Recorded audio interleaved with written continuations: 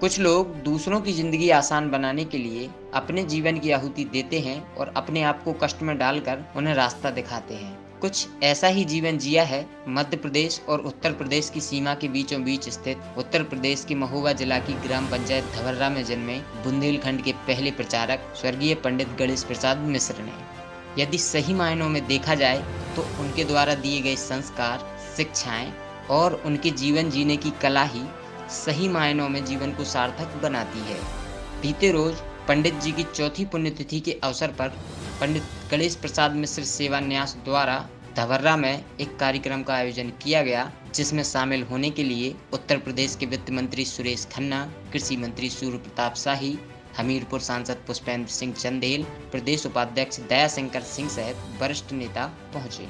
इस अवसर पर सभी पदाधिकारियों और ग्रामीणों ने पंडित गणेश प्रसाद मिश्र को श्रद्धांजलि दी।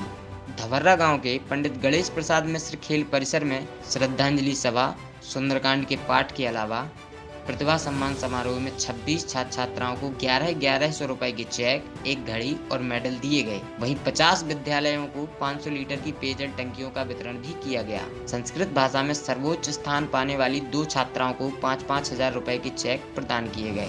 कार्यक्रम के दौरान छात्रों को लेखन पठन सामग्री का वितरण भी किया गया। आपको बता दें कि पंडित गणेश प्रसाद मिश्र सेवा न्यास के अध्यक्ष डॉक्टर राकेश मिश्र ने अपने पिता के पद चिन्हों पर चलते हुए अपने गांव के विकास का जो सपना संजोया है उसे पूरा करने में लगे हुए हैं। आज उनके कारण ही ग्राम धवर्रा में स्वास्थ्य, शिक्षा, पानी, रोजगार और सड़क जैसी सुविधाएं ग्रामीणों को मिली हैं। इसके साथ ही धवर्रा में एक विशाल खेल मैदान भी बनकर तैयार हो चुका है। कार्यक्रम में शामिल होने पहुंचे उत्तर प्रदेश के वित्त मंत्री सुरेश खन्ना ने इस मौके पर कहा कि आज पंडित गणेश प्रसाद मिश्रा जी की चौथी पुण्यतिथि है। हम सबसे पहले उनको श्रद्धा सुमन अर्पित करते हैं, उनको अपनी विनम्र श्रद्धांजलि अर्पित करते हैं। बहनों और भाइयों, किसी भी महापुरुष के जन्मदिन और पुण्यतिथि मनाने के पीछे एक ही उद्देश्य होता है कि उन्होंने अपने जीवन में जो कार्यशैली अपनाई, जिन विचारों का प्रतिपादन किया, उसको हम भी अनुकरण करें। उसका स्मरण करते हुए हम उनके रास्ते पर चलें, ये सबसे बड़ी श्रद्धांजलि होती है।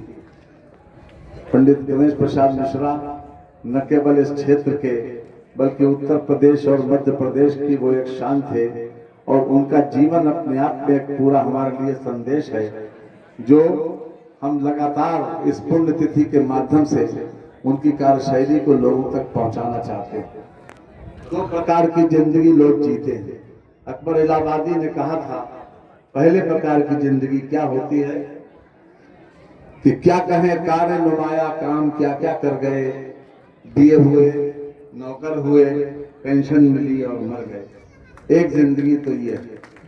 और दूसरी जिंदगी, एक शायर ने, दूसरे शायर ने कहा है कि मिटा दे अपनी हस्ती को अगर कुछ मर्तबा चाहे, कि दाना खाक में मिलकर गुले गुलजार होता है। ये वो जिंदगी है जो दूसरों की जिंदगी को आसान बनाने के लिए अपने आप को खपाते हैं, अपने जीवन को आहुति देते हैं और हर प्रकार से अपने आप को कष्ट में डालकर दूसरों की जिंदगी को बचाते हैं, उनको रास्ता दिखाते हैं, उनका भविष्य उज्जवल करते हैं और उसी में तल्लीन रहते हैं। पंडित गणेश प्रसाद मिश्रा जी ने दूसरे प्रकार की जिंदगी को अपनाया और आज इतना जमात उनके पीछे केवल उन्हीं की याद में इकट्ठा है। बहनों और भाइयों, विशेष रूप से हम कहना चाहते हैं, हम नौजवान आदमी के सामने हम विचार रखते हैं कि तरक्की करो, पढ़ो, तरक्की करो, लेकिन संस्कारों की बात कम करते हैं। आज पंजाब में जो कभी को पर कैपिटा इनकम में 1 नंबर पर रहा, आज पंजाब नशे की चपेट में। तरक्की तो हुई, एक एक घर में 4-4 लग्जरी गाड़ियां हैं, एक घर का एक व्यक्ति विदेश में है। तरक्की तो हुई, लेकिन घर में नशा लग गया। कोई सूखा नशा कर रहा है, कोई गीला नशा कर रहा है। आज सबसे बड़ी आवश्यकता इस बात की है कि हम इस प्रकार के महान आत्माओं की जन्म तिथि और पुण्य तिथि से यह संदेश जरूर लें कि उन्होंने जो संस्कार दिए, उन्होंने जो शिक्षाएं दी, उन्होंने जिस प्रकार का जीवन जिया, उस प्रकार के जीवन को हम आत्मसात करके अपने आप को उतारे, तभी सही माने में सच्ची श्रद्धांजलि होगी। क्या थे पंडित जी? एक शिक्षक के रूप में, एक डॉक्टर के रूप में, एक समाज सेवी के रूप में, और हर प्रकार से अपना परिवार भी बनाया, परिवार को हर प्रकार से संपन्न करने का रास्ता दिखाया, हर प्रकार से उनको आत्मनिर्भर बनाकर, और फिर से समाज सेवा के जब व्रत लिया। जो लोग ध्येय निष्ठ होते हैं, अपने ध्येय के प्रति पूरी तरीके से समर्पित रहते हैं और उसी में रास्ता ढूंढते हैं। पंडित जी उसी प्रकार के एक महामानव थे, जो पूरे जीवन भर तक दूसरों की जिंदगी को आसान बनाने के लिए, दूसरों की तरक्की का मार्ग प्रशस्त करने के लिए उन्होंने हर कुछ कुर्बान किया। और मैंने नहीं सुना कि कितने लोग कोमा में जाने के बाद बचते हैं। ये उनका पुण्य प्रताप था, उनके जीवन के क्रियाकलाप थे, जो दूसरों के प्रति उन्होंने हमदर्दी दिखाई या किसी न किसी रूप में सेवा के कार्य किए। उसी का ये प्रताप था कि 3 महीने तक ऑल इंडिया इंस्टीट्यूट में भर्ती रहने के बाद, कोमा में चले जाने के बाद लौट आते हैं। सामान्यतः जो लोग कोमा में जाते हैं, आपने भी समाचार पत्रों में बहुत से लोगों के बारे में पढ़ा होगा कि जो लोग कोमा में गए और उसके बाद फिर कभी कोई 6 महीने, कोई 2 साल, कोई 3 साल तक कोमा में रहने के बाद लौटता नहीं। लेकिन उनका जीवन अपने आप में एक संदेश है, न केवल इस गांव और जिले के लिए, बल्कि उत्तर प्रदेश के इस बुंदेलखंड इलाके के लिए और मध्य प्रदेश के ये छतरपुर सतना इलाके के लिए बहुत बड़ा संदेश। मित्रों, सपूत वो होता है जो अपने बाप की जात को, जायदाद को, नाम को, ख्याति को आगे बढ़ाए, उसे सपूत कहते हैं। पंडित राकेश मिश्रा जी उस सपूत की परिभाषा में पूरी तरीके से खरे उतरते हैं। उन्होंने जिस प्रकार से अपने पिताजी की सेवाओं को और इच्छाओं को, अपने पिताजी की स्मृतियों को संजोकर और दूर दूर तक उनकी ख्याति को पहुंचाने का काम किया, उन्होंने जो काम जो शुरू किए थे उसको आगे बढ़ाया, उसको और अधिक अंजाम तक पहुंचाने के लिए वो लगातार प्रयत्नशील हैं। मुझे बताया गया है कि पिछले वर्ष उन्होंने सब विद्यालयों में आरओ बांटे, जो साफ पानी हमको देता। इस बार 50 टंकियां बांट रहे हैं, एक गौशाला का निर्माण किया, और हर प्रकार के इस ट्रस्ट के माध्यम से हर प्रकार के सेवा के कार्य ये ट्रस्ट कर रहा है। ये सबसे अच्छी जिंदगी, सबसे अच्छा जीवन यही है कि हम अपने लिए तो सब जीते हैं, लेकिन जो दूसरों के दुख और मुसीबत में, जो दूसरों की आवश्यकता को समझते हुए उसमें किसी न किसी रूप में अपना योगदान दे, सही माने में जीवन उन्हीं लोगों का सार्थक होता। और हम कुछ भी करें, हम जीवन का असली उद्देश्य क्या है, चाहे हम गीता ले लें, चाहे रामायण ले लें, और चाहे कन्फ्यूशियस जो चाइनीज विद्वान हुआ उसने भी कहा था, आज से 500 वर्ष पहले तुलसीदास कह गए थे कि परहित सरिस धर्म नहीं भाई, कि दूसरे के हित से बड़ा कोई धर्म नहीं है। और गीता क्या कहती है? गीता का 18वें अध्याय का 46वां श्लोक, यतः प्रवृत्ति भूतानां येन सर्वमिदं ततं और स्वकर्मणा तमभ्यर्चा सिद्धिं विदन्ति मानवः। इसका हिंदी में अनुवाद यह है कि हम अपने स्वाभाविक कर्मों से किसी न किसी रूप में दूसरों की सेवा करें, चाहे किसी प्यासे को पानी पिलाएं, चाहे किसी नेत्रहीन को रास्ता दिखाएं, चाहे किसी के पैर से कांटा निकालें। अगर हम स्वाभाविक कर्मों से दूसरों की सेवा करेंगे, यही मैं समझता हूँ कि जिंदगी का भी सबसे बड़ा उद्देश्य है। और कन्फ्यूशियस जो चाइनीज विद्वान हुआ, उससे एक बार पूछा गया था कि व्हाट इज रिलीजन, तो उसने जवाब दिया था, it is nothing and beyond human activity, मानव सेवा के अतिरिक्त और कोई धर्म नहीं है। बहनों और भाइयों, मोदी जी और योगी जी इस बुंदेलखंड को पूरी तरीके से आत्मनिर्भर बनाने, इसकी तरक्की के लिए जुटे हुए हैं। आपने जाना होगा डिफेंस कॉरिडोर बन रहा है, बहुत से लोगों को सेवा का अवसर मिलेगा। लगातार हमारे शाही जी ने बहुत कुछ कहा है सिंचाई की परियोजनाओं को, मैं उसका दोहरा कर आपका समय खराब नहीं करूंगा, लेकिन 40-40, 50-50 साल से जो योजनाएं लंबित पड़ी थी उसको मोदी जी ने और योगी जी की सरकार ने उसको पूरा किया जा रहा है। बाण सागर परियोजना उसका साक्षात उदाहरण है और बची हुई योजनाएं हैं वो 2 साल के अंदर पूरी हो जाएंगी, 1.25 साल के अंदर। हर घर को जल देने का संकल्प मोदी जी का है, लगातार उस दिशा में काम कर रहा है। बुंदेलखंड की सबसे बड़ी समस्या पानी की थी, मैं समझता हूं कि वो भी उसका निराकरण इस योगी जी की सरकार में जरूर हो जाएगा। और हर प्रकार से इस बात का पूरी तरीके से फोकस है कि हम हर हालत में बुंदेलखंड को पूरे जो प्रदेश की मेन स्ट्रीम है उसके साथ जोड़ सके, ताकि विकास की गति में बुंदेलखंड हर स्तर पर कम्पीट कर सके, हर स्तर पर, चाहे बिजली हो, चाहे पानी हो, चाहे सड़क हो, हर प्रकार की सुविधा यहाँ पर उपलब्ध कराई जाए। आज मुझे इस बात की बहुत खुशी है कि पंडित राकेश मिश्रा जी जो खास तौर से अपने पिताजी के बताए हुए मार्ग पर, उनके दिखाई हुई दिशा पर चल रहे हैं और इस सेवा न्यास के माध्यम से दूसरों की जिंदगी को बेहतर बनाने में लगे हैं। हर प्रकार से, चाहे शिक्षा का क्षेत्र हो, चाहे चिकित्सा का क्षेत्र हो, चाहे गौ सेवा का क्षेत्र हो, हर प्रकार से हर क्षेत्र में इसलिए न्यास ये काम कर रहा है। ये बहुत अच्छी बात है। उन्होंने प्रचारक जीवन जीने के बाद ये इस प्रकार का ट्रस्ट के माध्यम से विभिन्न पदों पर रहते हुए वो इस काम को आगे बढ़ा रहे हैं और मैं समझता हूं कि उनके लिए पंडित गणेश प्रसाद जी के लिए सबसे सच्ची श्रद्धांजलि यही होगी कि उनके द्वारा जो मार्ग दिखाया गया है उसी को आगे और हम पूर्णता की ओर पहुंचाएं। बहुत बहुत धन्यवाद, नमस्कार। वहीं कृषि मंत्री सूर्य प्रताप शाही पंडित गणेश प्रसाद मिश्र के जीवन पर प्रकाश डालते हुए बोले, आप सभी सम्मानित सज्जनों को मैं प्रणाम करता हूं और अपनी बात को शुरू करता हूं। पंडित गणेश प्रसाद मिश्र जी के चौथी पुण्य स्मृति समारोह में इस कार्यक्रम के आयोजक उनके सुयोग्य सुपुत्र श्रीमान राकेश मिश्र जी, आज के कार्यक्रम के मुख्य अतिथि उत्तर प्रदेश सरकार के वित्त मंत्री, संसदीय कार्य मंत्री, मेरे मित्र और सहयोगी तो नहीं कह सकता हूं, मार्गदर्शक कह सकता हूं,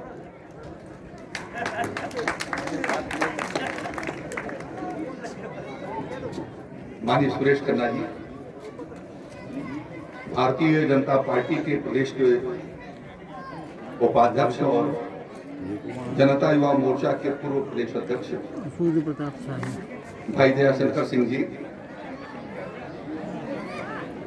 महोबा जिले भारतीय जनता पार्टी के अध्यक्ष श्री जितेंद्र सिंह सेंगर जी,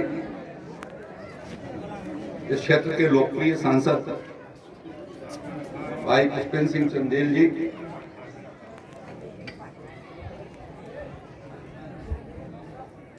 पूर्व विधायक आदरणीय पुष्पेंद्र पाठक जी, पूर्व जिला अध्यक्ष भारतीय जनता पार्टी, जब मैं अध्यक्ष था तो वो जिला अध्यक्ष थे, ऐसे श्री चक्रपाणी त्रिपाठी जी, दूसरे पूर्व अध्यक्ष श्रीमान संतोष चौरसिया जी, जिला पंचायत के सम्मानित अध्यक्ष श्री रमेश यादव जी, इस कार्यक्रम में उपस्थित पूज्य स्वामी जी, सभी सम्मानित सज्जनों, माताओं, बहनों और मीडिया के मित्रों,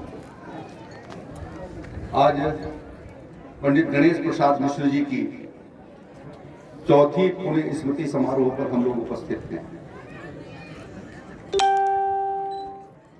वो इस धरती के सुपुत्र थे।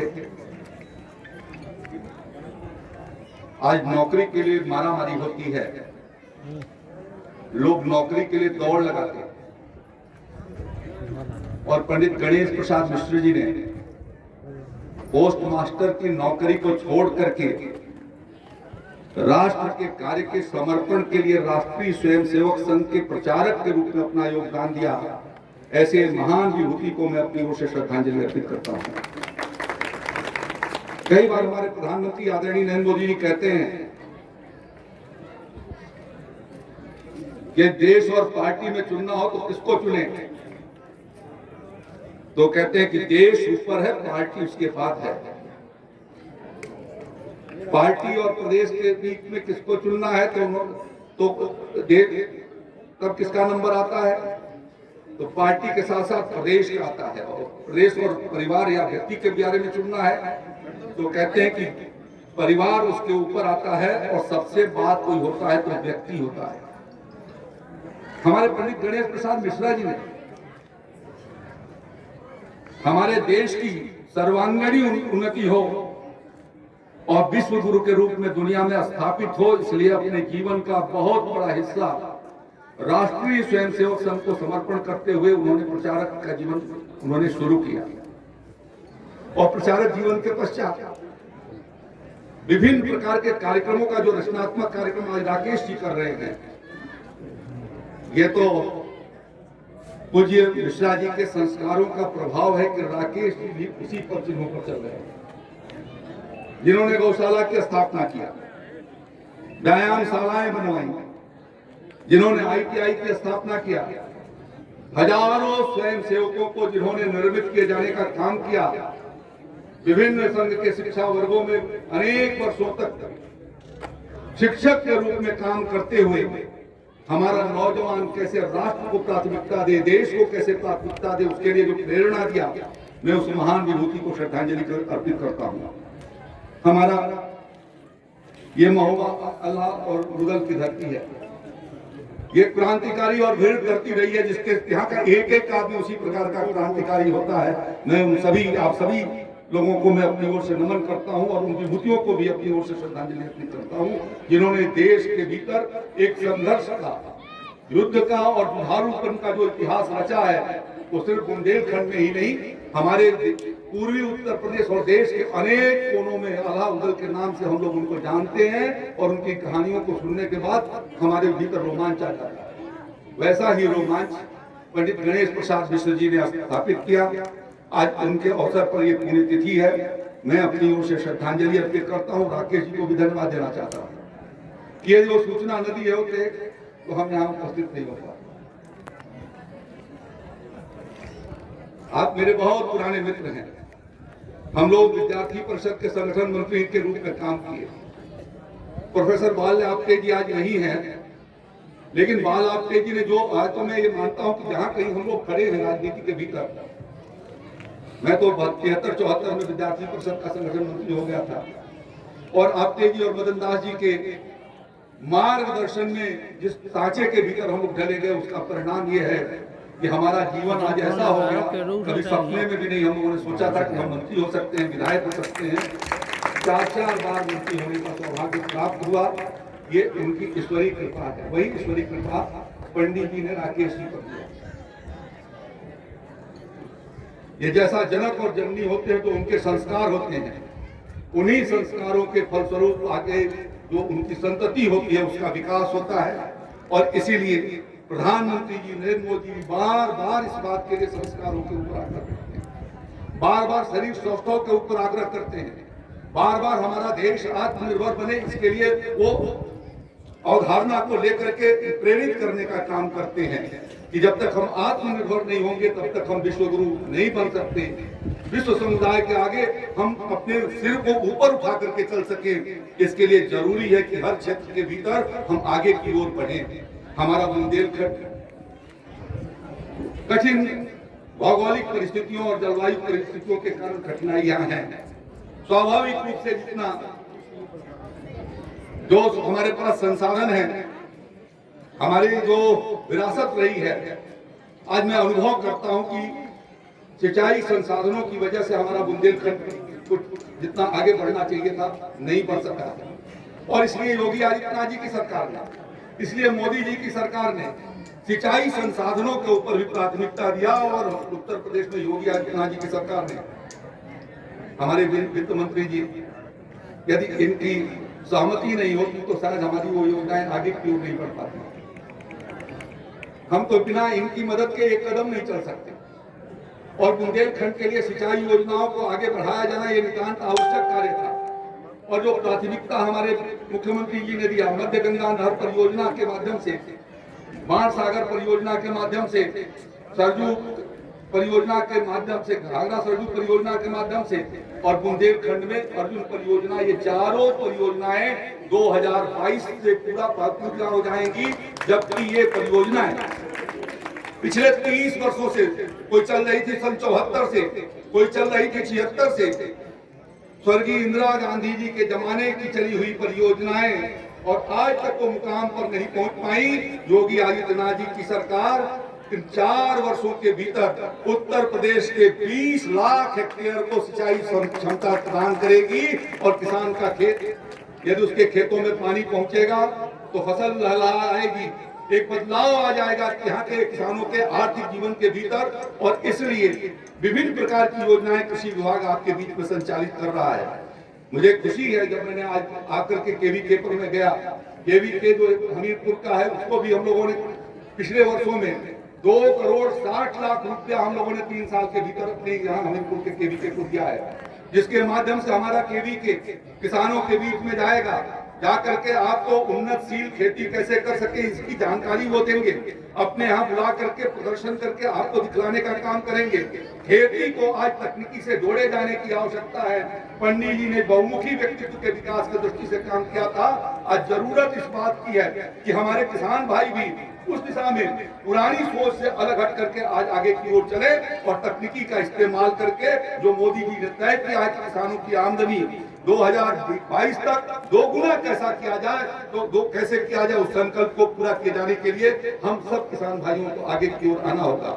और इसीलिए जब भारतीय जनता पार्टी की उत्तर प्रदेश में 2017 में हमारी सरकार बनी, योगी आदित्यनाथ जी की सरकार ने सबसे पहला जो फैसला किया, उत्तर प्रदेश के 86 लाख किसानों के 36,000 करोड़ रुपए के माफी का फैसला हम लोगों ने किया। और वो जो कर्जे थे, वो कर्जे भारतीय जनता पार्टी के सरकार के जमाने के नहीं थे, वो कर्जे समाजवादी पार्टी और बहुजन समाज पार्टी के जमाने के थे।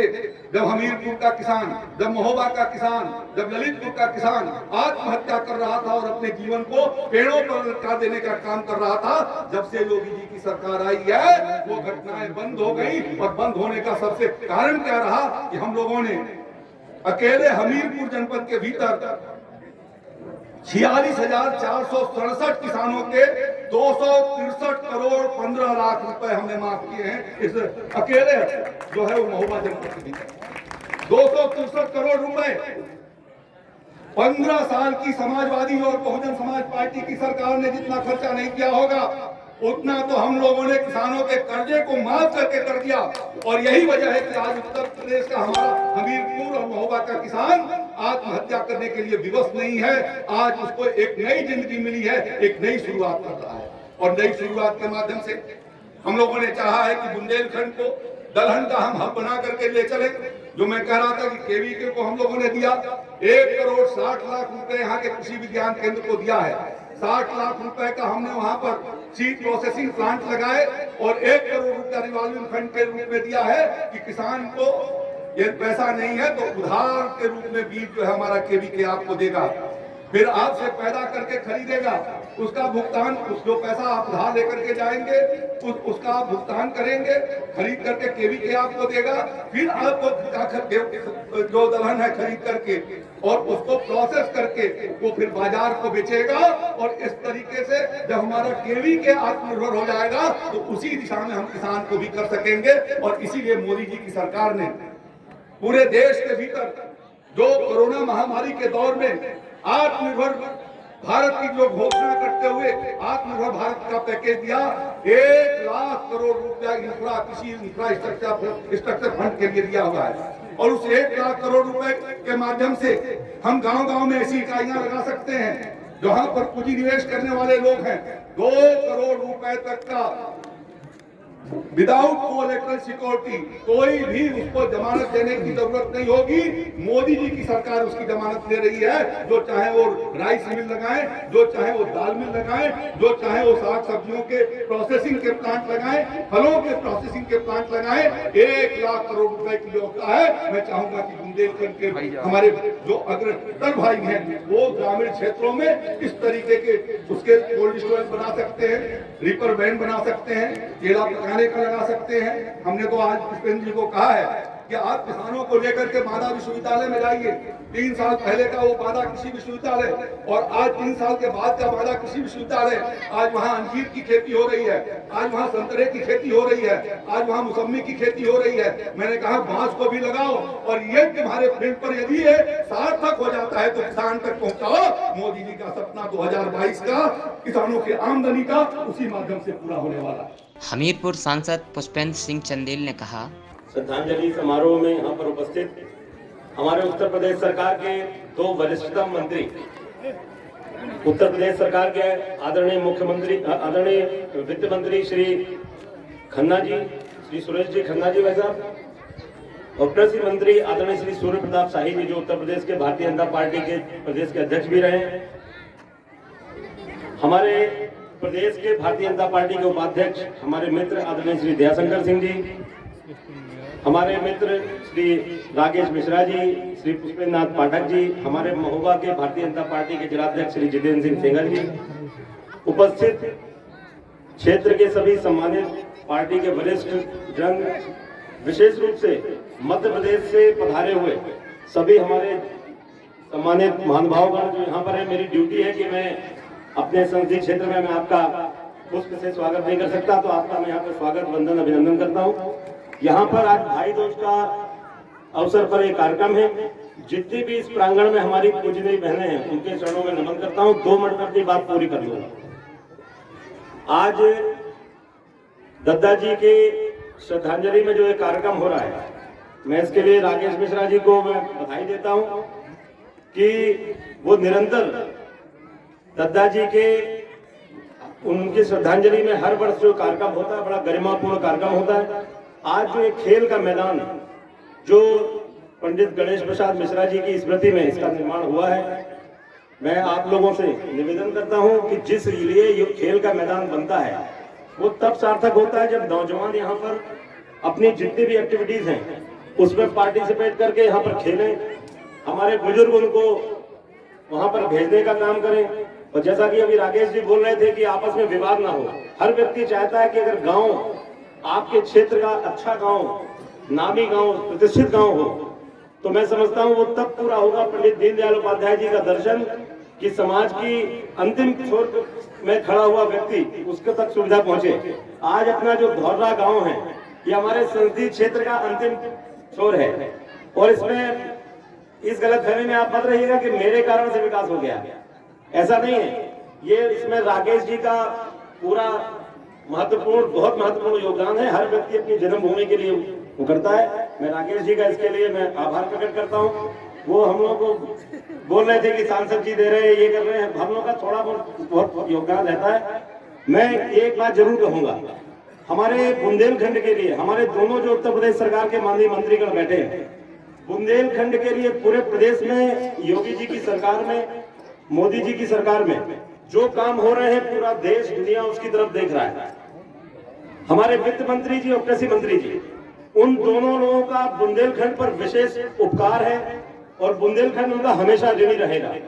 जब 2017 में उत्तर प्रदेश की सरकार बनी तो पूरे क्षेत्र के लोगों का, प्रदेश के लोगों का, जो किसानों का जो कर्जा माफ हुआ उसमें अपने हमीरपुर का भी 300 करोड़ रुपए कर्जा माफ हुआ, उसका अगर देन है तो हमारे उसके मंत्री जी यहाँ बैठे हैं। प्रदेश उपाध्यक्ष दयाशंकर सिंह ने पंडित जी को श्रद्धांजलि अर्पित कर कहा, हम सब के लिए ये सौभाग्य का विषय है कि जिस गांव में पंडित गणेश प्रसाद मिश्र जी पैदा हुए, जो अपने जीवन काल में जो सपने उन्होंने देखे थे, आज उनके सुजोग्य पुत्र राकेश मिश्रा जी ने आज इस गांव में हर वो सुविधा उपलब्ध कराने का संकल्प लिया है। और मैं पिछले 4 वर्षों से हर कार्यक्रम में आता हूं और जब हर दूसरे वर्ष आता हूं तो कुछ न कुछ इस गांव के लिए नया कुछ राकेश मिश्रा जी कराते हैं। कभी आई कैंप लगाना, कभी चिकित्सा का कैंप, यहाँ इतना बड़ा शौचालय का एक बहुत बड़ा इन्होंने संयंत्र लगाया जो उत्तर प्रदेश में मैंने देखता हूं तो कहीं इतना बड़ा प्रोजेक्ट कहीं नहीं लगा हुआ है। लेकिन अपने संबंधों को आज इस गांव में ले आकर के इतना बड़ा विकास कर रहे हैं। ये निश्चित तौर पर उत्तर प्रदेश के एक मॉडल गांव के रूप में धौरा को विकसित कर रहे हैं। हम सब प्रेरणा लेकर के जो गांव में आने के लिए रास्ता नहीं था, चारों तरफ से मध्य प्रदेश था, मध्य प्रदेश को पार करके इस गांव में हम लोग आते थे। पहले आते थे तो गांव में रास्ते नहीं थे। आज इस गांव में विकास के हर चीजें विकसित हो रही है। ये हम सब के लिए और गणेश प्रसाद जी के आज सबसे बड़ी उनकी श्रद्धांजलि यही है कि उनके सपनों का एक गांव बना रहे हैं। ये उत्तर प्रदेश के एक मॉडल के रूप में गांव विकसित होगा। ये इसका प्रेरणा लेकर के और भी ग्राम सभा के जो सपूत होंगे अपने पिता और अपने पूर्वजों के स्मृति में अपने गांव को आगे ले जाएं। आज उनके सुजोग्य पुत्र राकेश मिश्रा जी ने पूरे हिंदुस्तान से अपने संबंधों को, उत्तर प्रदेश ही नहीं हिंदुस्तान के भी कई बार हम लोग आए, बड़े बड़े लोग आकर इस गांव में विकास की काम कर रहे हैं। आज हमारे उत्तर प्रदेश के हम सब के दो श्रद्धेय बड़े नेता यहाँ मौजूद हैं, लेकिन आचार संहिता लगी है। लेकिन ऐसे ये लोग हैं कि आज यहाँ देख करके जाएंगे तो आने वाले जो अगले साल जब हम लोग यहाँ आएंगे तो कुछ इस गांव की और भी तस्वीरें बदली होंगी। आप सबने अवसर दिया, बहुत बहुत धन्यवाद। इस अवसर पर पंडित गणेश प्रसाद मिश्र सेवा न्यास के अध्यक्ष डॉक्टर राकेश मिश्रा ने कहा, भारत माता की, भारत माता की। आज के इस कार्यक्रम के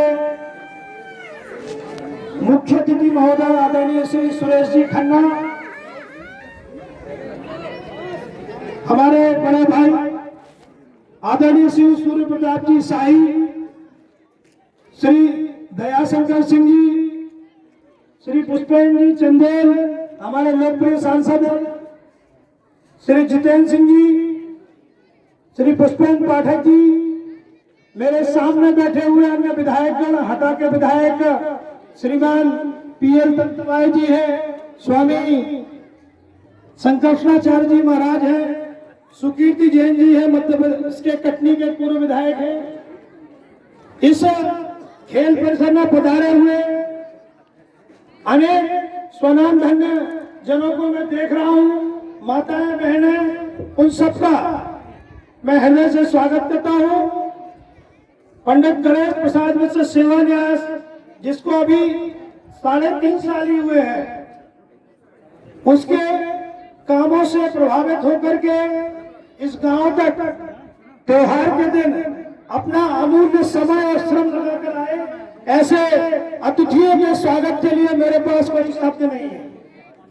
मैं तो इतना कहता हूं कि जिस प्रकार से पूज्य दत्ता जी का संपूर्ण क्षेत्र के लिए स्नेह था, वह स्नेह ही कहीं न कहीं आदरणीय सुरेश जी और सूर्य प्रताप जी जैसे लोगों को लेकर के भैया दूज के पावन त्योहार पे 500 किलोमीटर दूर से आकर के यहाँ पे आए। मैं उनका जीवन भर ऋणी रहूंगा। पूरे गांव की तरफ से, पूरे क्षेत्र की तरफ से उनका हृदयपूर्वक स्वागत करता हूं, अभिनंदन करता हूं। मित्रों, जैसा कि आप जानते हैं, इस प्रांगण में जहां हम बैठे हैं, आज के दिन ठीक 4 साल पहले पूज्य दत्ता जी का स्वर्गवास हुआ था। कई बार कहते हैं कि मरने के पहले कई लोगों को लोग कम जानते हैं, लेकिन उनके काम ऐसे हैं कि उनको आगे आने वाली पीढ़ियां जानती हैं, और इसी काम को करने के लिए दत्ता जी ने अपना पूरा जीवन लगाया। और मुझे लगता है शायद उसी स्नेह और प्रेम पूर्ण व्यवहार के कारण ही हम सब इस विशाल पवेलियन में बैठे हैं। आज माननीय सांसद पुष्पेंद्र जी चंदेल हमारे साथ में है। भारतीय जनता पार्टी के कई जिलों के जिलाध्यक्ष हैं, दयाशंकर सिंह जी हैं, जो हमारे सब कार्यक्रम के सूत्रधार हैं। दयाशंकर जी इतने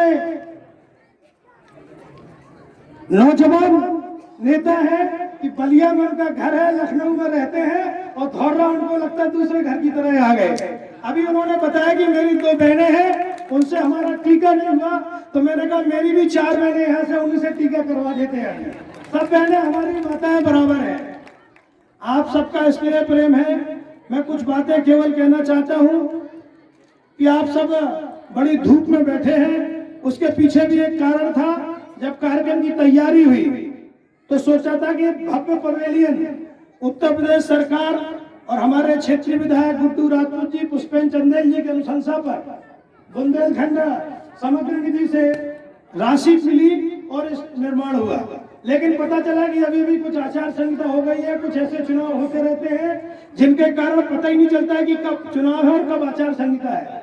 तो इसका विधिवत लोकार्पण आज नहीं हो रहा है, लेकिन विधिवत की जरूरत नहीं है। खिलाड़ी मैदान में सवेरे शाम दौड़े, अपना स्वस्थ शरीर बनाए, मोदी जी के फिट इंडिया कार्यक्रम को आगे जारी रखे, यही हमारे न्यास की भावना है। मित्रों, इस खेल के मैदान में श्री बुक्कल नवाब जी ने अपनी विधायक निधि से 25 लाख रुपए देकर प्रांगण बनवाया। गत वर्ष श्रीमान केशव मौर्य जी ने पिताजी की प्रतिमा का आज के दिन ही भाई दूज के दिन अनावरण किया और उसके बाद लगा कि इसमें कुछ और विकास होना चाहिए, तो हमारे विधायक जी और सांसद जी ने मिलकर यहाँ पे एक पवेलियन का निर्माण किया, जो हमेशा आज के बाद आप लोगों के लिए शुरू है। 24 प्रकार के खेल साहित्य इस मैदान में होते हैं। प्रधानमंत्री जी कहते हैं कि गांवों में प्रतिभाएं विकसित होती हैं, गांवों में बढ़ती हैं। तो यहाँ पे आपको हॉकी, फुटबॉल, क्रिकेट, बास्केटबॉल, सब प्रकार की सुविधाएं यहाँ पे मैदान में बनी है। मेरे इस प्रयास के माध्यम से दिल्ली के मित्रों से और जो भी हमारे सहयोगी हैं, उनसे केवल एक ही अनुभव रहता है कि मेरे गांव के लिए कुछ कर सके तो अवश्य करिए। कई उद्योगपतियों ने कहा मैं आपके लिए कर सकता हूं, मैंने कहा आपकी सद्भावनाएं हमारे साथ है, रहना चाहिए। लेकिन सरकार इतना पैसा गांव के लिए देती है, यदि उसका सही ढंग से यूटिलाइजेशन हो जाए तो माननीय वित्त मंत्री जी और कृषि मंत्री जी अभी बैठे हैं, मैं कह सकता हूं हर एक गांव का संपूर्ण विकास हो सकता है, केवल सही दिशा में सही प्रकार से उसका उपयोग हो। मैं धन्यवाद देना चाहूंगा इस बिल्डिंग को बनाने वाले ठेकेदार महोदय को, उमाशंकर मिश्रा जी को, जिन्होंने अपने तन मन से इस स्टेडियम को धीरे धीरे 2 साल के अंदर ही विकसित कर दिया है। आज पंडित गणेश प्रसाद मिश्र जी की 4थी पुण्यतिथि है। हम हर साल यहाँ पे इकट्ठे होते हैं, हमारे बीच में अनेक अतिथिगण आते हैं। माननीय सुरेश जी को मैंने कुछ बातें बताई हैं। यहाँ का हर नागरिक सुखी बने, खेती अच्छी हो, पानी आए, ट्यूबवेल हो, खेत खेत तक बिजली के कनेक्शन पहुंच रहे हैं। एक बहुत महत्वपूर्ण योजना प्रधानमंत्री नल जल योजना है, वो बड़ी शीघ्र ही हमने प्रयास करके इस गांव के लिए लागू की है। इस मैदान के बगल में ही 3600 वर्ग मीटर में एक पानी की टंकी और फिल्टर प्लांट बनने की तैयारी है। भारत सरकार के जल संसाधन सचिव श्री भरतलाल जी से मेरी निरंतर बात होती है। उन्होंने कहा कि आगामी 1.5 वर्ष के अंदर हर घर नल की योजना भी लागू हो जाएगी। एक बार जोरदार ताली बजा के मीठे पानी की समस्या होने के लिए ये है।